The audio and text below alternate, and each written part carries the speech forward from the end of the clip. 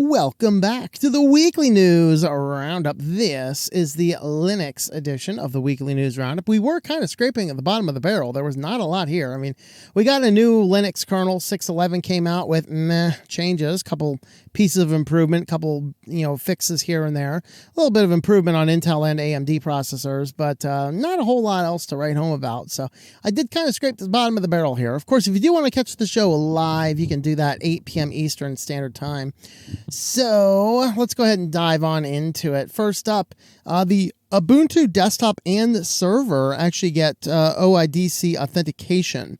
So this is like an auth authentication, basically allowing you to verify your users across cloud and other devices. So this is the same type of authentication you would get if you were setting up a smart TV and you need to 2FA into something. It uses that type of authentication, bounces the signal off of your phone. So, you'd use like Google or whatever else you're using, click the button on the phone, it pings it back to them and verifies who you are. They got that working. Right now, it only works with Microsoft Entra ID. Further fueling the conspiracy theory flames that Ubuntu is actually completely under control of Microsoft. I'm not sure that's entirely true, but that's just where they started, I guess, because it was just easiest to get working with, because it was the Azure Active Directory, a standard that they knew was working. So here is a little bit of a screenshot about that.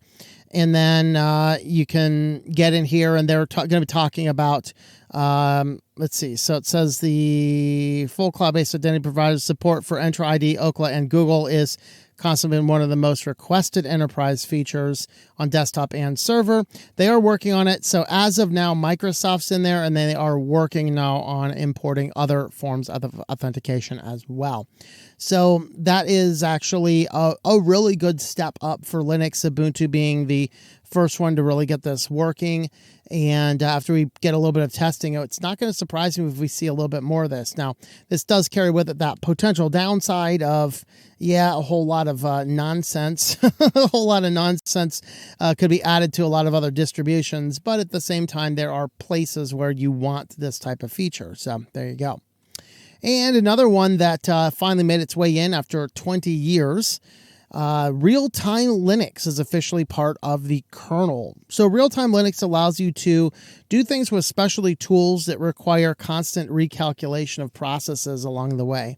I'm not as knowledgeable about what this is on a technical level. I do know that the Voldemort of Linux, Brian Lenduc himself, has actually just recently done a video about it. He would be a great resource. I've not seen that video, but you should go and have a look at his, because he's understood this stuff since back in those days. Effectively, though, my understanding is this is the Preempt RT application, and it's set to be merged probably into 6.12. It's going through that final testing, and it basically allows you to use a lot of commercial complicated pieces of hardware that requires a lot of feedback from the machine to constantly readjust and constantly recalculate. Effectively, it allows you to use a lot of things like, in this case, we're talking about industrial welding lasers and Mars rovers utilizing this. Also for audio production, there's a lot of audio studio suites that would need this type of function to work as well. So this is something that we might see bust into the music industry a little bit more as well. So we'll see what goes on with that a little bit later. On to a couple of updates here. Gnome 47, the Denver desktop environment, is officially released. And in this particular desktop environment, there's actually a lot of neat things in here. First, we get the 9 accent colors in there in the appearance. We have some more implementations for Wayland, particularly using better selection of files through the file manager. It supports full thumbnails, so if you're looking for like a picture to upload, you can much more easily do this. Of course, curiously, this works perfectly fine on Cinnamon using X, but that's why I said they've pushed Wayland on everything, and everything regressed. They're like, this is a brand new feature. It works with Wayland now. It's been working with X for 20 years. Anyway, they did re-implement support for legacy X cursor themes. I guess that was another sign, right? Basically, they're bringing X back, So support for using 3 or more fingers for touchpad gestures, persistent remote login sessions, things like that. They do have some Pipewire explicit sync built in here, and also, hey, you can set your lock screen clock to have a 12-hour format. Yeah, man, we are moving up in the world. Awesome. Let's see. There's some more monitor things. Nautilus has that choices menu allowing you to drag and drop files in between. They have some improvements on the Epiphany web browser. One of these, though, is very curious. It does a Control-Shift-Delete shortcut, and I think that's dangerous because if the brain's like, oh, I'm going to delete shortcuts, and you go with the Control and the Delete, your mind might automatically go to Alt and shut your system down. So Control-Shift-Delete to clear the website data. It's a cool function. I just think it's too close to that universal kill this computer command, But anyway, I don't know. What do you guys think? Good idea, bad idea? I don't know. Gnome Calendar, you can import ICS files. That's actually useful because you might receive an ICS file in email for a calendar, and if you're trying not to use like Google Apps or something, you can directly import the ICS file that you would receive as attached to an email to schedule things on your calendar a lot more easily. So that works as well. There's some NVIDIA graphics drivers support with Secure Boot enabled.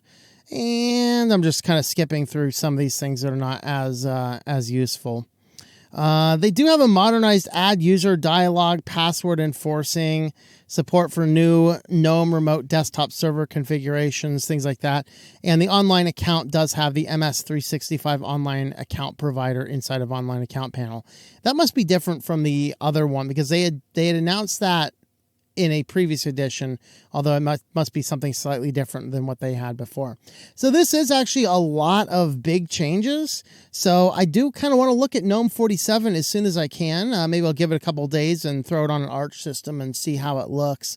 And it does look like it's pretty good, but still GNOME, not my cup of tea. But hey, this is a lot of good progress towards modernizing a Linux desktop environment. Now to our last story. Wasted Linux players barred from GTA 5 online play. So what's happening is a recent update pushed the BattleEye anti-cheat, and this is breaking online play with GTA 5. So the problem is that BattleEye works with Linux just fine. BattleEye works with Wine. BattleEye works with Proton. Tons of other sites use BattleEye and work perfectly fine on Linux. And it's just that Rockstar is like, yeah, we're just not implementing that on the Linux builds. So if you are playing Grand Theft Auto 5, you can play in the offline modes, but if you do want to play online, then you will be booted off if you are using Linux. They do see here the Steam Deck does not support BattleEye for GTA Online, but you'll be able to play GTA 5 story mode, but unable to play it online. So Steam Deck does support BattleEye. The initial introduction of the anti-cheat solution has been effectively broken for all Linux users on GTA Online. And so effectively they are blocking out Linux users because they want to. They're not blocking it out because of some technical factor, as this anti-cheat does work perfectly fine under Linux. They're just not allowing it to work. So other people are saying, hey, this is new to me. Well, it is a new update. This guy, the article author here, booted up GTA 5 on the Windows machine. And lo and behold, it's forcing them to install BattleEye to accept the terms. And if I didn't, it simply would not let me launch the game. So Rockstar is, despite it has the ability to work, it's simply choosing not to.